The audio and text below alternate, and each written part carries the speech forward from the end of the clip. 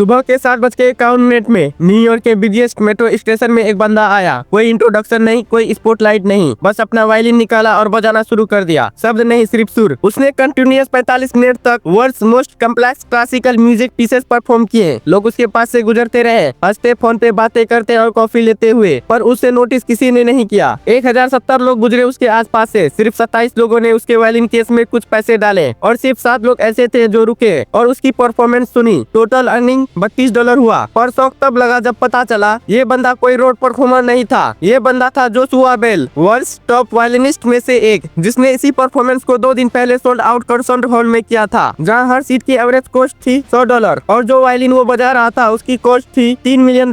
बस ये पूरा एक सोशल एक्सपेरिमेंट था और इसका असली रिजल्ट सिर्फ इतना है, टैलेंट की वैल्यू उसी जगह दिखती है जहाँ लोग उसे समझने लायक होते हैं, वरना डायमंड भी कचरे में पड़ा हो तो लोग उसे पत्थर समझते हैं। तुम्हारा दोस्त जो हर पार्टी में सबको हंसाता है, लोग उसे लाइटली लेते हैं, पर क्या पता वो नेक्स्ट जाकिर खान हो, वही जाकिर जिसे लोगों ने पहले सिर्फ शायरी करने वाला लड़का कहा, पर आज उसकी लाइंस पे पूरा देश हंस भी रहा है और रो भी रहा है। जो लड़का ड्राइंग कॉपी पे सुपर हीरोज बनाता है, शायद उसमें छुपा हो एक अगला अंकित चड्ढा या मारियो मिरांडा, वही जो एक जमाने में पेपर पे डूडल्स बनाते थे और आज उनके कैरेक्टर देश के कल्चर का हिस्सा बन गए हैं। जो लाइब्रेरी के कोने में चुप के कोडिंग सीख रहा है, शायद उसमें छुपा हो अगला रितेश अग्रवाल या फरीद अहसन, वही लोग जिन्होंने अपने कमरे के कोने से एप्स बनाए और दुनिया को डिजिटल इंडिया का नया चेहरा दिया। जो छोटे कैमरा से हर दिन ब्लॉग बनाता है, लोग कहते हैं कौन देखेगा तेरा डेली लाइफ, पर क्या पता वो अगला फ्लाइंग बीस्ट हो या सौरभ जोशी, जिनके रोज के स्ट्रगल ने लाखों को इंस्पायर किया, जो सबको एडवाइस देता है पर खुद चुपके रोता है। शायद उसमें छुपा हो एक डॉक्टर निकोल जैसा थेरेपिस्ट, जिसे खुद अपने जख्मों से गुजरना पड़ा और आज वो औरों के जख्म भर रहा है। जो छोटे बिजनेस में हर दिन मेहनत कर रहा है, शायद वो अगला घनश्याम दास बिरला हो, जिन्होंने एक छोटी सी दुकान से एम्पायर बनाया, या फूल.co के फाउंडर्स जिन्होंने मंदिर के फूलों से स्टार्टअप खड़ा किया। जो क्लास में सबको एंटरटेन करता है, लोग कहते हैं नौटंकी करता है, पर क्या पता उसमें छुपा हो अगला नवाजुद्दीन सिद्दीकी, वही जो पहले स्टेज पे ठुकराए गए और आज के फिल्म फेस्टिवल में तालियां ले जाते हैं, और जो गली क्रिकेट में दिन भर बॉलिंग करता है। लोग कहते हैं घर में पढ़ाई कर, पर क्या पता उसके हाथों में ही अगला जसप्रीत बुमराह हो, जो टेनिस बॉल से लेकर वर्ल्ड कप तक का सफर लिख रहा हो। पर लोग क्यों नहीं बन पाते जो वो चाहते हैं? क्योंकि स्टेज गलत है, ऑडियंस गलत है और कभी कभी बंदा गलत जगह प्रूव करने में ही अपनी एनर्जी वेस्ट कर देता है। स्किल इम्पोर्टेंट है, लेकिन स्टेज उससे भी ज्यादा इम्पोर्टेंट होती है। जब तक तुम अपने टैलेंट को सही प्लेटफॉर्म पे नहीं ले जाते, लोग तुम्हें इग्नोर करते रहेंगे, अंडर वैल्यू करते रहेंगे। ध्यान दो बॉस, अगर तुम अपनी वैल्यू देख के निराश हो तो शायद तुम्हारे टैलेंट में कमी नहीं है, बस तुम गलत जगह पर अपना हुनर दिखा रहे हो। स्टेज चेंज करो, सीन चेंज हो जाएगा। बॉस, मुझे नंबर का क्रेज नहीं, मुझे वो जनता चाहिए जो समझती हो, सीखती हो, सोचती हो। मुझे वो सब्सक्राइबर चाहिए जो मेरे कंटेंट को सिर्फ देखने नहीं, जीने आए, क्योंकि मेरा कंटेंट टीआरपी के लिए नहीं, ट्रांसफॉर्मेशन के लिए है।